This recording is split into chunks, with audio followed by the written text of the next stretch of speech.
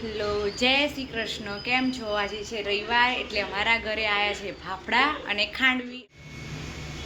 નહીં ધોઈને રેડી થઈ ગઈ છું. બહાર મસ્ત વાતાવરણ થયું છે.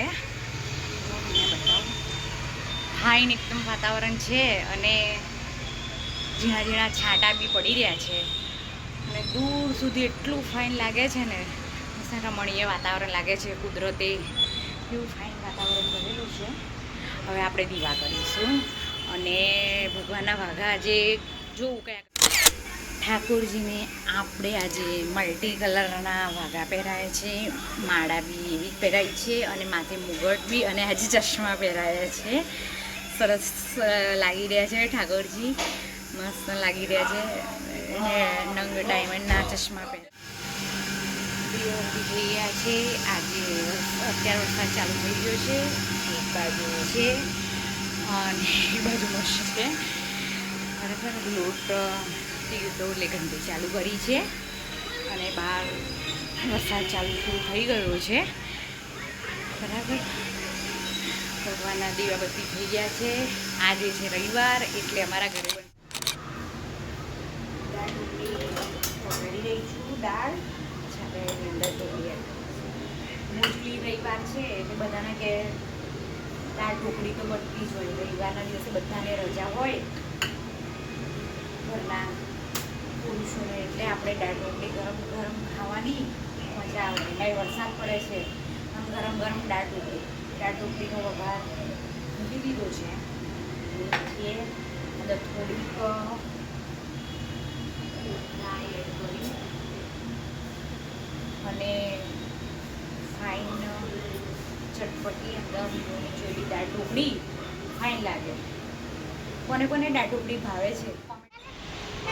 હું કપડાં સૂકવી રહી છું અને જાનકી કપડાં સૂકવવા આવી ગઈ છે. હું એને ના પાડું છું, જાનું કપડાં ના સૂકવીશ તો તું શું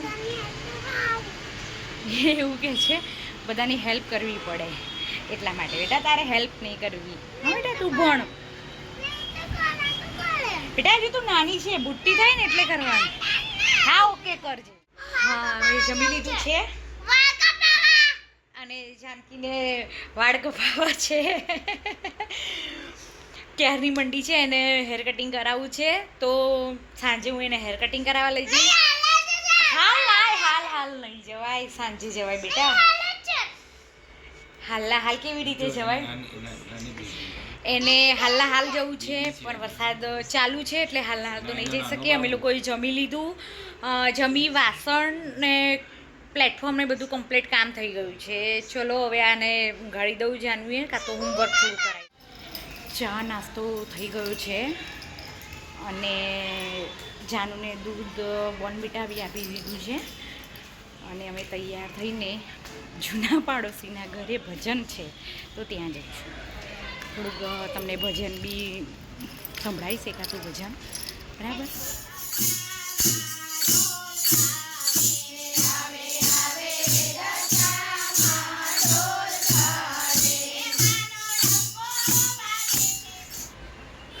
અમે ભજનમાંથી આવી ગયા છે અને શું થયું?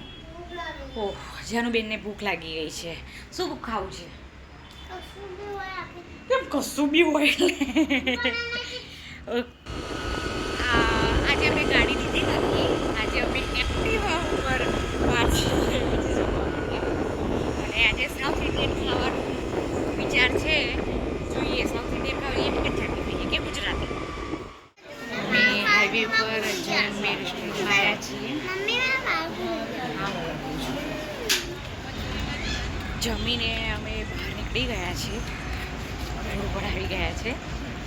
એનું જમવાનું સારું હોય છે, ડુંગળી લસણ વગરનું અમારે ખાવાનું હોય છે એટલે આની અંદર ગંધ નથી મારતી. એના ખાવામાં ટેસ્ટ બી સારો હોય છે અને વ્યવસ્થિત ફૂડ હોય છે, ફૂડ ક્વોલિટી બી સારી છે એટલે અહીંયા આવીએ.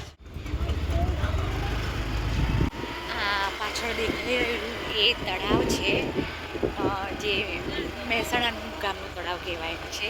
આ તળાવ છે પણ એને રિનોવેટ કરેલું છે જેથી સરસ બધું બનાવ્યું છે. પ્લેઇંગ બધું રમી શકે બાળકો એ માટે. અમે ઘરે આવી ગયા છીએ અત્યારે પાર્કિંગમાં ઊભા છીએ, ઠંડો પવન આવી રહ્યો છે ને હવા ખાઈ રહ્યા છીએ. રાતના 11 વાગી ગયા છે. કાલે સોમવાર છે એટલે રેગ્યુલર દિવસ છે. ચલો બધા જાનુને ઊંઘાડ દઉં, પછી હું જો કાલે મળીશું. જય શ્રી કૃષ્ણ.